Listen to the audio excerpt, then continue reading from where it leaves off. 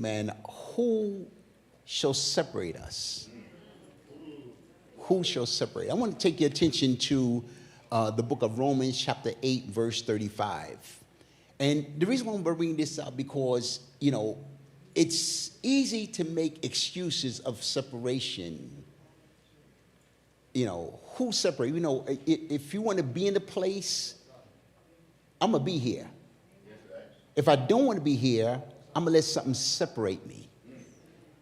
But the Apostle Paul, talking to the church of Rome, he said, who shall separate us from the love of Christ? Now, I want you to get to see in your spirit, because he said, shows tribulation. That means trials and tribulations, things you go through. Is that going to separate you?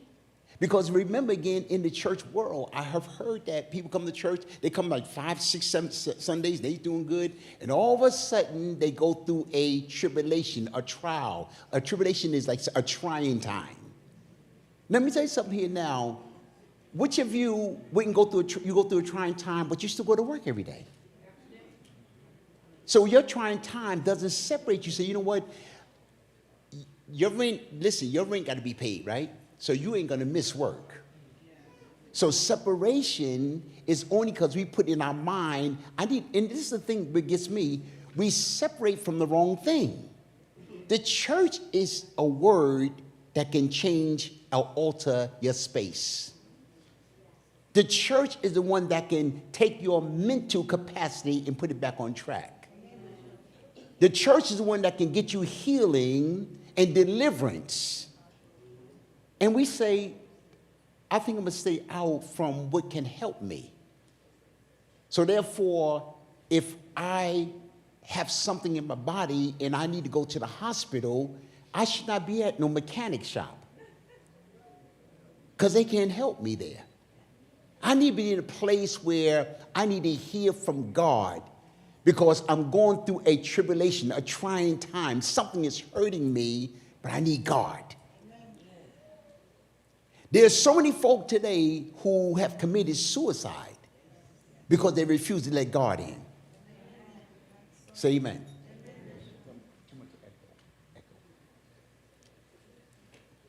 So, tribulation, wait a minute, or distress. Distress, it's like really being distressed about something, I'm just going through life. And guess what? That's about life. Listen, whether you come to church or not, you still can go through the stress. So don't think it's because you came to church. But this is what the devil does. He adds on a little bit, and he always minus the thing you need. Don't take off from work. Don't take off from a party. Don't take off from your friend's house. Take off from church. That's how the devil operates. And we don't see it.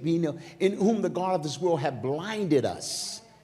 And we're so blind that, man, the thing that was going to help me, I don't do. That's what Paul said here. The thing I should be doing, that I don't do. Distress or persecution. And persecution can go many ways. Persecution can be from your family, from people in the church. It could be your cousin, your relative, your husband, or your wife, or your sweet little children. Persecution can come anyway. But that's my point. Are you going to allow persecution to keep you down? Because if you're looking for everyone to love you, then you waiting to go to heaven. Y'all know that, right? Because in this earth, I don't care how good you are, you'll always have a hater somewhere in the group. Like right now, thousands and thousands and thousands of people love Michael Jackson, and some folk do not like his music. Out of all the world he gained, there's still a group that says, I don't like Michael Jackson music. So you can't win the world. You know what happened to me? I was walking one day, and I was feeling so hurt because I saw this one look like they had needed something in the street, and that one, I said, God, I wish I could help these folk. And I've tried it. I went to the gas station one time, and this guy came and said, hey, bro, can I get a few dollars? I said, listen, here's $3 in your hand. I said, wait, now, you ain't going to use no drugs with this. He said, no, I'm going to get me something to eat. I said, you sure? So I made sure he got something to eat, and I got him some more. And I said, I want you to do something. He said, man, you're a nice guy. I said, thank you. I said, I'm a pastor. Here's my address of the church. I want to help you. I gave him the address of the church. And I said, if you come to church, I can help you, get you on your feet. Because he's a very good heart. Brother never showed up. So you can't help those who don't want help. You only can help those who are willing to get help. And so, you know what? I never saw him again in my life. So even out of the good, and notice about goodness, the persecution, you could do one thing wrong, 1,000 things right, and they'll take the one thing you did wrong and persecute you. You ever see folk like that? I mean, sometimes in your family, you didn't help them with the rent, you helped them with food, you took care of their babies, you did all this here, you did all this for the family, and then one thing you didn't do, you didn't wish them happy birthday because you forgot, it just slipped your mind, and they said they hold that against you for the next 5 years.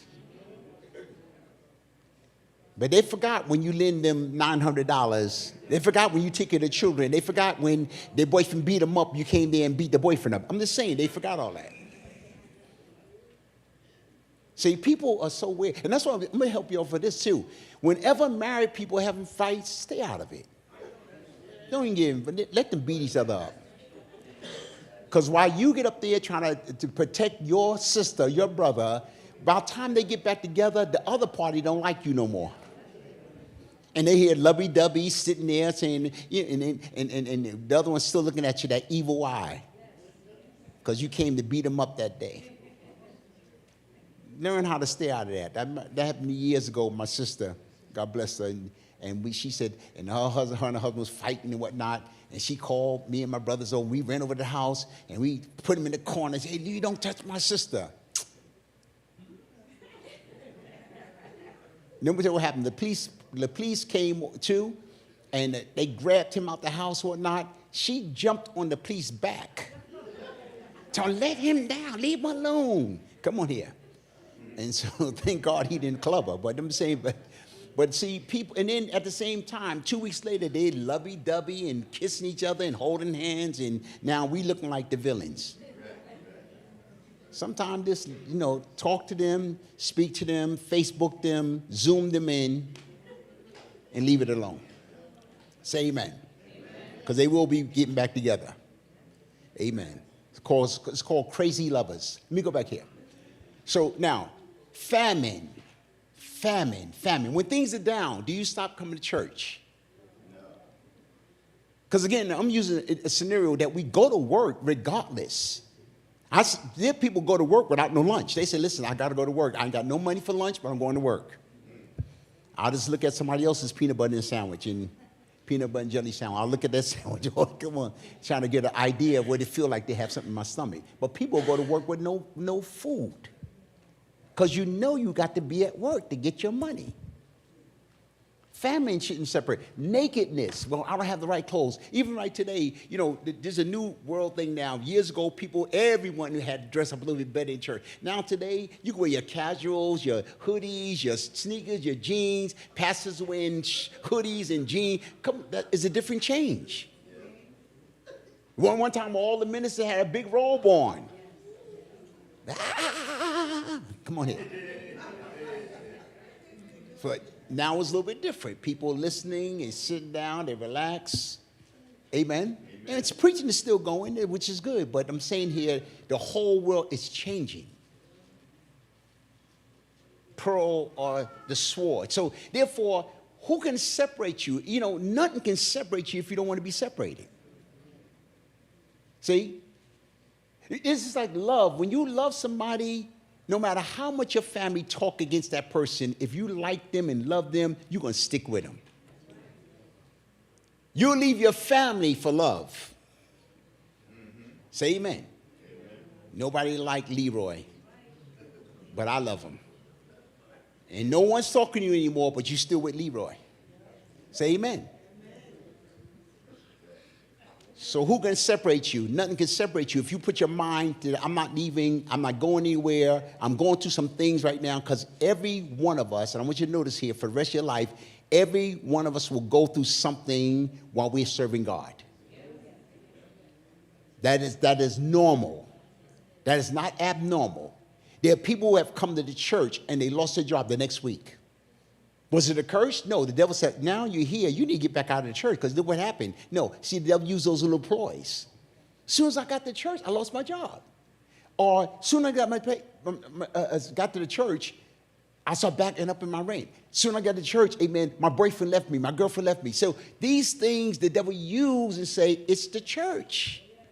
And if you ain't careful, you will say, well, I need to stop going to church because it looks like everything is going down since I've been here. That's the trick of the enemy, to make things look contrary so you can go back into the world. Because you don't understand, when you're in the world, the devil have a claim on you. Let me say, when you're in the world, you belong to the devil. See? The devil say, you belong to me. I put a trademark on you. And so if you go out of my system,